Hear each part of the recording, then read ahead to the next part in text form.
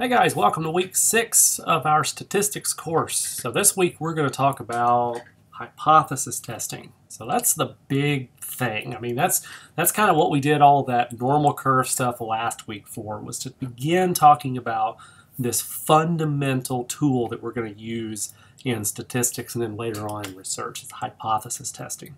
So what is this? What's it all about? How does it work? That's kind of what we're going to do in our week 6 lecture. So to set the stage and kind of give us a reason for doing this, this thing called hypothesis testing, let's just start with the following example. I'm just going to warn you, you're going to get sick of this example over the next few lectures. The example is this. Let's suppose that we're testing the effectiveness of a new memory treatment for patients with memory problems. Okay, so there's some pharmaceutical company develops this new drug and they're wanting to see if it helps patients with memory problems. Okay, so before marketing, they need to do some clinical trials. They need to see if it works. All right. Now, the drug, what's important here is that the drug is designed to work on all memory patients. Now, that's what we would call the population here. It's supposed to work on everyone. But there's a limitation to this, and that is that we can't test everyone. You can't just take everyone that it's supposed to work for and directly test them. So what we have to do is we have to use the powers of statistics, and we have to use a sample. All right. So we're going to take a sample and do an experiment on this sample, a so-called clinical trial. And then based on the results from the sample, we hope to make conclusions that will then kind of lift up to the population, if you will. Okay. So we're wanting to generalize from a small sample to the larger population. And the question is, when can we do that? What kinds of conclusions can we make from our samples? And that's where hypothesis testing is going to really shine. Okay. So here's our example. Let's suppose we got this following design. You have all your memory patients. This is our sample. We take half of them into a memory treatment. We take half of them into no memory treatment, sort of a control group, if you will. And we let time happen here, let the treatment happen, and then we give both groups a memory test. And we find that the memory treatment group makes only 55 errors on this test, and the no memory treatment group, the control group, makes 60 errors. So what you find here is that you find that there is a 5-error difference between these two groups. Okay, so your next question should be, so what? All right, is that difference of 5, that improvement, if you will, from 60 errors to only 55 errors, is that a real difference? Okay, is that what we would call a significant difference? Well, right now we have no way to answer that. Okay, we have absolutely no way to answer that other than just kind of guessing. Okay, so there's our fundamental question. It's whether that error difference of 5 that we have observed in this experiment is a real difference, or it's just something that is due to kind of random variation, what we might call measurement error. Okay, so that's what we're going to do, is we're going to set up the sort of general situation that would let us test whether that difference of 5 is real or not. Okay, so that's what we're doing. That's what hypothesis testing is all about. So what is a hypothesis test? Okay, well, let's define it. One way to define it is that we could call it a procedure for testing whether the outcome of a study supports a particular hypothesis. Okay? So in other words, do we get support for our hypothesis or do we not? Okay? And that's as simple as that. It's just you're simply testing a hypothesis. Okay? Here's the difficulty. Okay? The core logic of hypothesis testing is going to be backwards from what you think it is. Okay? Let me explain what I've got written here and then give you a quick way to remember what that core logic is. So what we do in hypothesis testing, I want you to suspend all disbelief right now and just bear with me. What we do in hypothesis testing is that we suppose that the treatment has no effect. And then we look to see what is the probability of obtaining the outcome that we did under that hypothesis of no effect. And then what we say is, well, if that probability is low, if the probability of getting our obtained difference, remember 5 in our example, if that probability is low, then our original hypothesis of no effect has no support. We reject that hypothesis. Okay? Okay, you're probably going to want to rewind the video right now and go back to what I just said, because I'm pretty sure that the first time you hear this, this makes absolutely no sense. What we are essentially saying is that we hypothesize that there's no effect, and then we look to see what the probability would be of obtaining the effect that we saw under that hypothesis. If that probability is low, we then reject that no effect hypothesis. What we're really saying then is that there is not no effect. I kid you not, that is exactly what we're saying. We're saying that there is not no effect. Now, you would never use that phrase in everyday English, but it is actually meaningful here. We're saying that there is very little evidence of no effect. So if you're rejecting something that says no effect, what's the logical opposite? The logical opposite is there is an effect. Okay? So in a sense, the core logic of hypothesis testing, what you have to study to make this make sense, is the fact that we set up these hypotheses in a double negative logic. We start off with a hypothesis of no effect, and then we set out to reject it. Okay? So that's a little weird, and we're going to go through this pretty slowly, but that's what we're going to be dealing with here. So I just want to set the stage. If you need to pause the video and go get an adult beverage before coming back, that is just fine with me. Okay? So that's what we're dealing with hypothesis testing. So let's work with it. Now, what I want to do to begin, and we're gonna hit these ideas that I just mentioned a second ago. We're gonna hit them repeatedly today. What I want to do is kind of break down hypothesis testing into what I think are the 5 key areas. And these are going to be a little bit different from the book, but don't worry. It's all the same stuff, just I put it in a little bit different packaging. Okay? So the 5 hypotheses are these. We're going to work through each one of these. The first one is we're going to state our hypotheses. We have to have hypotheses to test, right? We're going to do that in terms of something called the null hypothesis.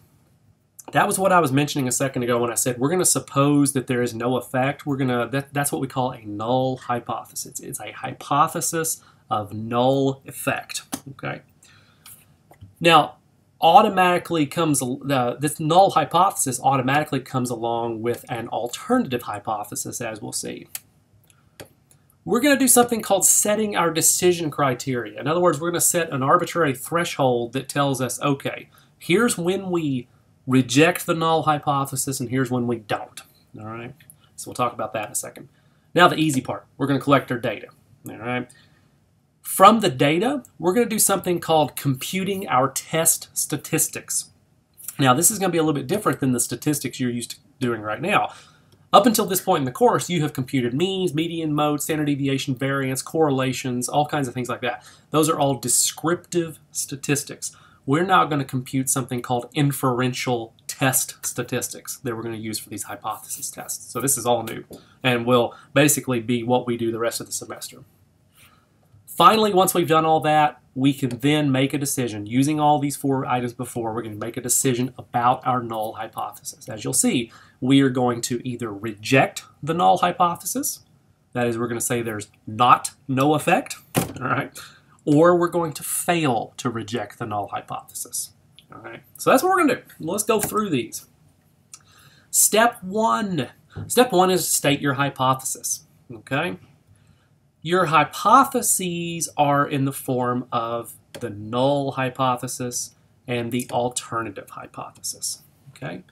Now, how are these related to each other? Well, they're related to each other in the sense that they are logical opposites of each other. One is the negation of another. Okay? So in our example that we set the stage with this memory treatment, the null hypothesis might be the following.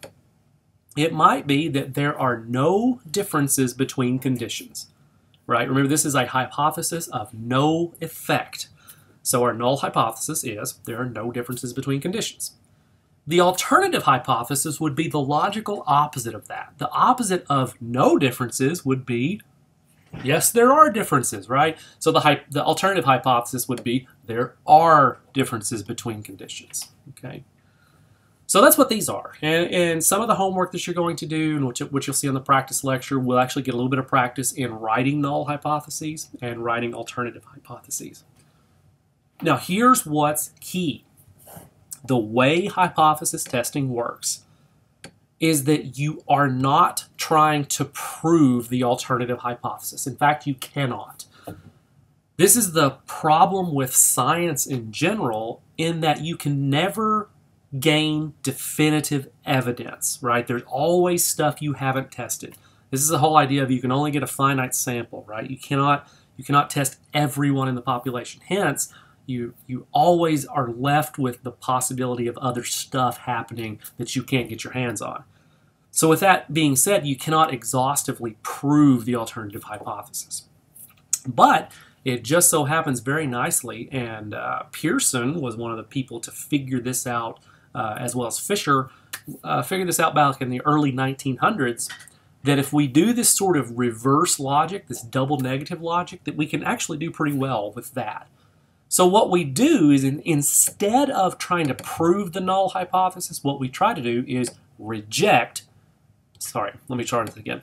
Instead of trying to prove the alternative hypothesis, which is what we're interested in, we're going to try to reject the null hypothesis.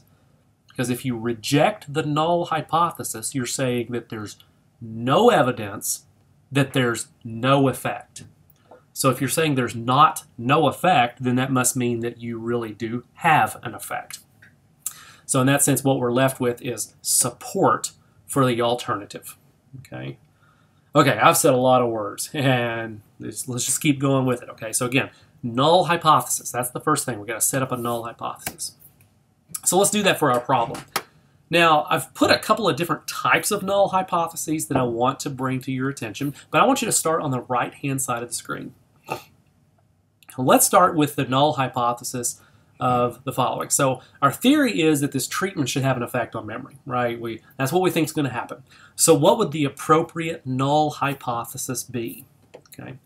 Well, one way that you might write the null hypothesis is as follows. This is kind of an equation notation. You'll see this in some textbooks. You'll see it written in words in some textbooks. But what this basically means is, so when you see H0, that's literally the zero or null hypothesis. That hypothesis is that mu of the treatment, that is the treatment mean, is equal to the mean of the no treatment condition. In other words, there's no difference between the two conditions. That's the null hypothesis. Remember, the null hypothesis is the hypothesis of no effect. The alternative hypothesis, then, is that those two means are not equal. All right, so notice how they're logical opposites or negations of each other. Now, this is what's called, and you'll see why in a second, this is what's called a two-tailed hypothesis. Okay, a two-tailed hypothesis means there's no direction specified in the effect. We just think there's going to be an effect on memory, but we're not saying whether we think it's going to be an increase or a decrease in memory. It's just some change. So in that case, we get a non-directional two-tailed hypothesis. So that's what these look like. Okay. Now, you can be fat and happy and just deal with two-tailed hypotheses the rest of your life, but sometimes you're going to want a direction specified, and we'll get into why that's the case a little later this semester. If that's the case, then you're going to do what's called a directional hypothesis or a one-tailed test. All right. So the example here would be, we think that the treatment's going to improve memory. That is, we think there's going to be fewer errors. Okay. So let's start with the alternative hypothesis here. If we think there's going to be fewer errors, then that would mean that the treatment mean should be less than the non-treatment mean. Okay? Remember, mu here is measuring the mean number of errors in the condition. So an improvement would be fewer errors. Now, the logical opposite of less than is greater than or equal to. So in this case, that's why the null hypothesis is that the treatment mean is greater or equal than the no treatment mean. Okay, so this is what's called a directional hypothesis. Notice there's definite direction. Contrast that with the non-directional that's just equal and not equal. Here you have a strict less than as well as a greater than or equal to. So again, remember, the null hypothesis, the H0, is the no effect, right? It's the no effect or the wrong direction effect. So that's what we're going to set up first. We're going to set up these null hypotheses. Now, just a quick little word about why they're called one-tailed and two-tailed tests. As you're going to see a little bit later, the reason they're called tailed tests to begin with is when we decide whether we have evidence to reject, that evidence is going to happen because some statistic that we calculate, maybe like a z-score, is going to be in the tail of the normal distribution. Okay. Now, if we do a two-tailed test, then literally what that means is if we have the statistic out in this tail or this tail, then that's good enough. We can reject the null hypothesis based on that. If we do a one-tailed test, so see this little top part here, then that means all of this one tail area is what we're going to be considered. We're not going to be concerned with this part out here to the left. So they're called one tail and two tail based on that idea. And so we'll come back to that in a minute. Okay, so there's hypothesis test. That's the null and alternative hypotheses. Step two. Step two is that once we've set our hypotheses, we're going to set our decision criteria. And this is going to be called something that you're going to get used to. It's called the alpha level. All right.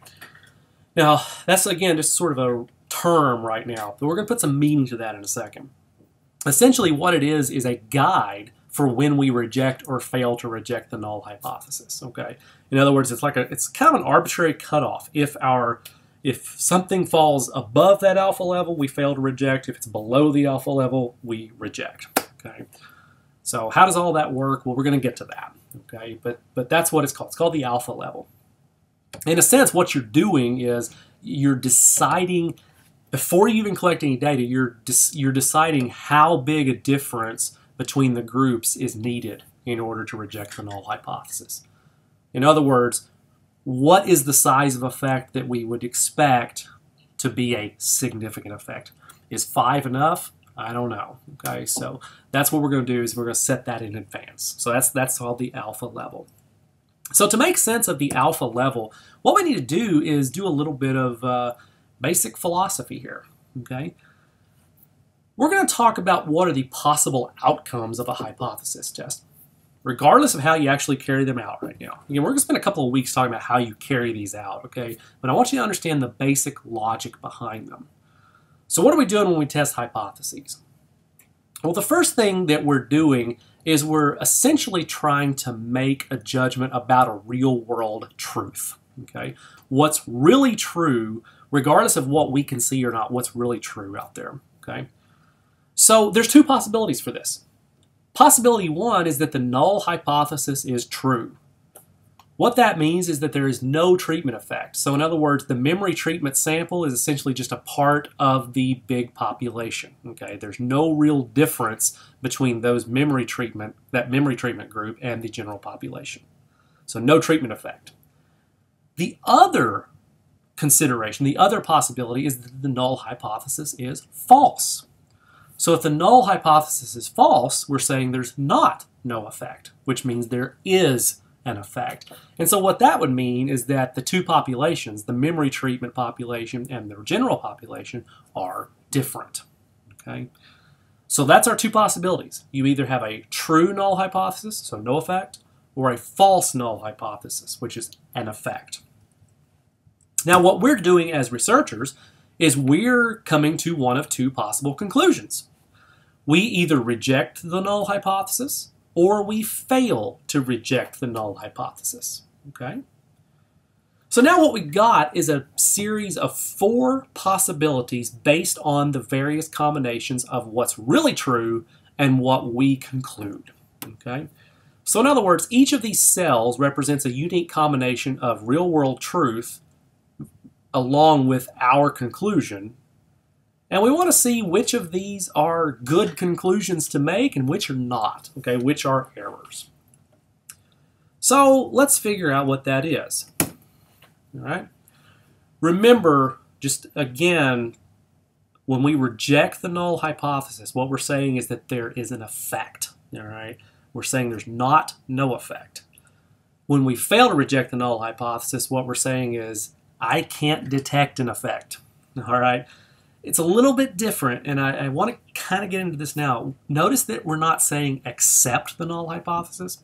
That's because you can't prove anything, right? You can get evidence against, but you can't get enough evidence for. So we will never accept the null hypothesis. We just won't reject it. We'll fail to reject it. If that's the case, what that means is I cannot detect an effect. Still might be there, but I can't detect it. So those are the two possibilities. So let's see what we get when we look at these two experimenter conclusions versus the real world truth statements. And here is your set of possible outcomes. You'll notice that there are two smiley faces. All right, let's be happy. Let's focus on the smiley faces first. Let's look at the smiley face here. This smiley face comes because I've rejected the null hypothesis when it is wrong. Well, that's exactly what you want to do, right? You want to reject a false null hypothesis. All right, that's what you hope happens. Down here, we get a smiley face because we have failed to reject the null hypothesis when it was correct. And that's good. If the null hypothesis is correct, you don't want to reject it. All right, so these two outcomes are good. These are fine. But the other two on the off diagonal are not correct. Okay, in fact, they are errors. And you'll notice that I have labeled each one of them slightly different because they are fundamentally different types of errors. They're not the same error. Okay, this one up here is what we call a type 1 error. It is when we reject the null hypothesis when it is in fact correct. A type 2 error is when we fail to reject the null hypothesis even though it's wrong. So what we're going to do is we're going to look at those a little bit more deeply and figure out kind of what that means. Okay, so again, you get these from these definitions here, but let's figure out what they really mean. So let's look at the difference between a type 1 error and a type 2 error. So a type 1 error, if you go back to that little chart, is concluding that there is a difference between groups, an effect, when there really isn't. Okay, so in other words, you are rejecting the null hypothesis when you shouldn't, all right? When the null hypothesis is in fact true, that there's no difference. So anytime that you conclude that there is really a significant difference when there's not, you've made a type 1 error. Okay, the probability of this happening, all right, is alpha. So when we mentioned alpha a second ago as being something important for hypothesis testing, that's because alpha is by definition the probability of making a type 1 error. So we don't want to do that, right? We don't want to make type 1 errors. We don't want to conclude that something has a treatment effect when it really doesn't, because then that would result in all kinds of things. For example, if we conclude that giving kids shots of this every day makes them smarter, when it really doesn't, then that's a lot of pain and anguish that we would go to that really doesn't have an effect. Okay, so that's a bad thing that would happen if we had a type 1 error. So what we try to do is we try to minimize this. We try to minimize this error probability. We try to minimize alpha, and what we do with that is we minimize what's called the significance or alpha level. Okay. Now, as you'll see this semester, what we will typically use in psychology is alpha equals 0.05 or 5%. We as psychologists, as a field, are happy with a 5% type 1 error rate. Okay, and so that's what we're going to call significance level or alpha level. Now, type 2 error, slightly different. Okay, so type 2 error is when you fail to reject the null hypothesis even though it is true. Okay, even though it is false. What that means is you're concluding that there's no effect even when there really is. It's like you are missing an effect that should be able to be detected. You're not able to detect it though. Okay. So this happens a lot of times, and you'll see why a little bit later, but this is related to something called power. Okay, highlight that power right there. In other words, suppose you did a study and you only had like 5 people in each condition. Then you're going to have, as you'll find out a little later, you're going to have something called a low-power study. And what that will mean is that even if there's a real effect of this memory treatment or something like that, you're not going to be able to detect it because you've only got 5 people per condition. And that's not going to give you a significant result. Okay? All right, so that's what that is. So one of the things you want to do is you want to go back to the textbook, and you'll want to look at these differences between type 1 error and type 2 error. They are very important. They are very different. They mean very different things. Okay, so we're going to jump a little bit ahead here. We have talked about stating hypotheses. Okay, that's the null hypothesis notion. We've talked about setting our decision criteria. We don't really know what to do with that yet, but we know it has something to do with alpha, which has to do with the probability of making type 1 errors. Those are bad, so we want to minimize that.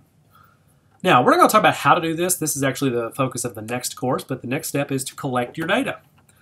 And then what's coming in this course is we're going to learn how to compute some test statistics. So you've been doing descriptive statistics. Now you're going to start learning how to do inferential statistics. So these are things like a z-test, a t-test, a ANOVA, things that we're going to learn through the rest of the semester.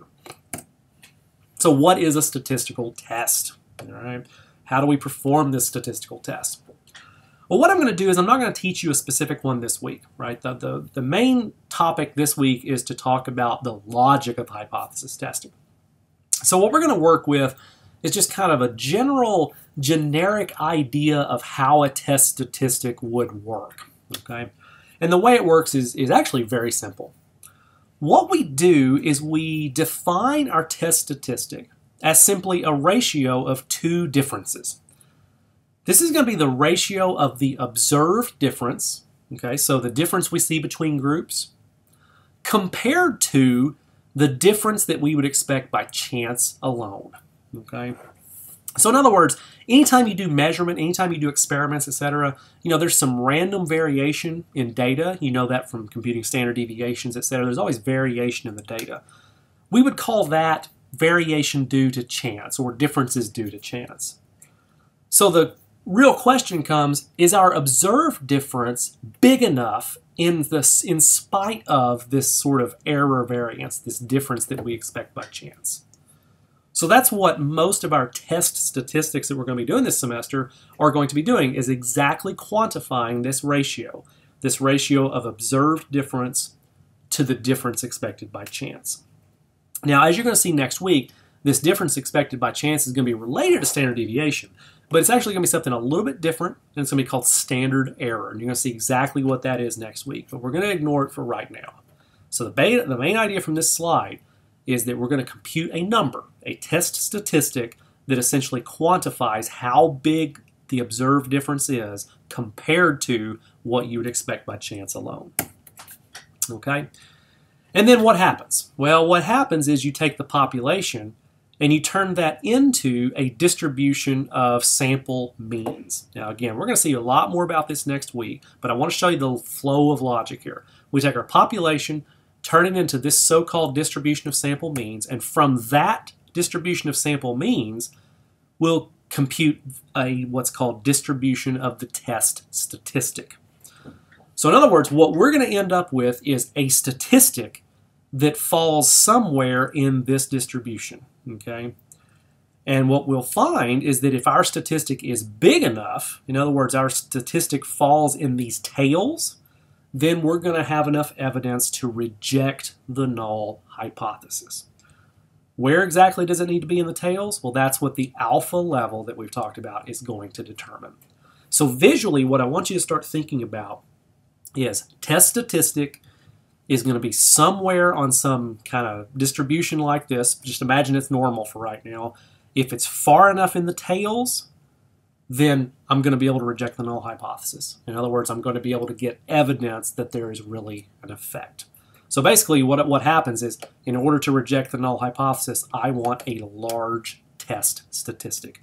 In other words, I want this observed difference to be large compared to this chance difference. So that's what we're doing. That's what we mean by computing a generic or just any kind of test statistic. All right. Once we've done that, we can then make a very concrete decision about our null hypothesis. There's two outcomes. We're either going to reject the null hypothesis. So if our statistic is big enough, we'll reject it. If it's not big enough, we will fail to reject the null hypothesis. Now again, we don't know for certain whether our conclusion is correct, but if we take care and we minimize the alpha level, maximize the power, then we'll be fairly confident that we have made the correct conclusion. So that's the 5 steps of hypothesis testing. Now what I want to do is, we're going to go on past this. What I want to do is, don't know exactly what I want to do. What I want to do is go a little bit more with that notion of rejecting the null hypothesis. So remember, what we want is we want a test statistic that is large. Okay? So again, I've kind of said this already, but in your distribution of your test statistic, all right? So in other words, all possible test statistics from the population, if we wind up here or here, we reject the null hypothesis. In other words, we're out in the tails. If we wind up in here in the green part, then we fail to reject the null hypothesis. We don't want that, right? We want to reject the null hypothesis because only then do we get evidence for our effect. Now this is where the notion of one-tailed versus two-tailed comes. If it's a two-tailed test, then we split. We take this alpha level of 5% and we split that 5% up into this tail and this tail. Well, think about what 5% would be split evenly, right? That would be 2.5% in this tail and then 2.5% in this tail. Now, why is that important?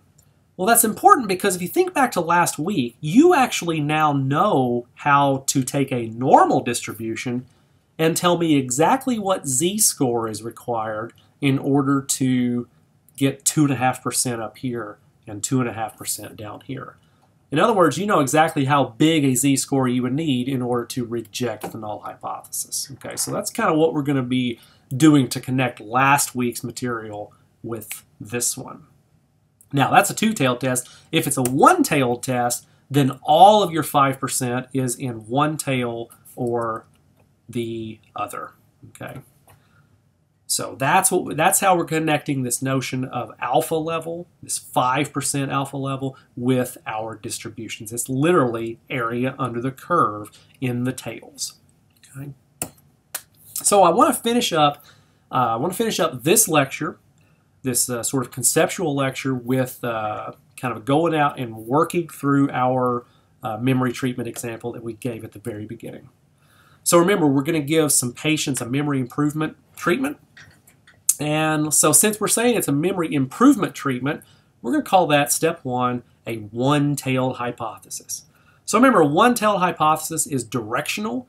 So the alternative hypothesis, that is the research hypothesis, says that the treatment mean is going to be less than the population mean of 60. That's because we're looking at errors here. Okay.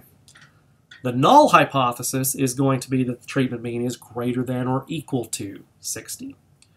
Now, if this had been a two-tailed hypothesis, the null hypothesis would be that these two means are equal and that the alternative would be that they're not equal. Okay, so just remember, one-tail versus two-tail is slightly different in terms of your two hypotheses, and we'll work this in detail some more in the practice lecture. So that's what we do. Now, we notice that after the treatment, they have an average score of 55 memory errors. Okay, so the question is, how do they compare to the general population who have a distribution of memory errors that's normal with a mean of 60 and a standard deviation of 8? So let's work through how we would do this. Okay, so there's our hypotheses. Step 2 is to set the decision criteria. For most times, we're going to set this at alpha equals 0.05, but sometimes you'll see it at 1%. Sometimes you'll see it at 10%, but not very often. So just read the problem to tell exactly what that's going to be. Okay. Step 3, we collect our data. There's the data. We did 16 patients. We got a mean of 55 memory errors.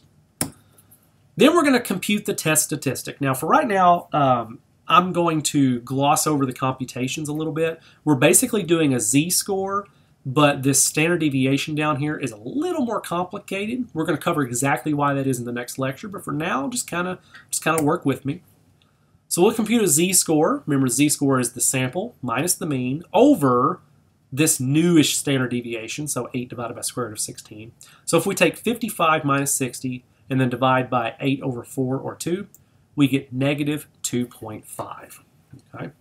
So that's our test statistic. Now what we want to do is figure out, okay, is that big enough to reject the null hypothesis? Well, to answer that, we need to know what is sort of the cutoff value for this z-score. Okay? So what we're going to do is we're going to take a look at the normal distribution. Okay? In fact, you can get your normal table out. In fact, let me get a normal table opened up here just real quickly. Sorry about this. Should have had this ready to go. Okay.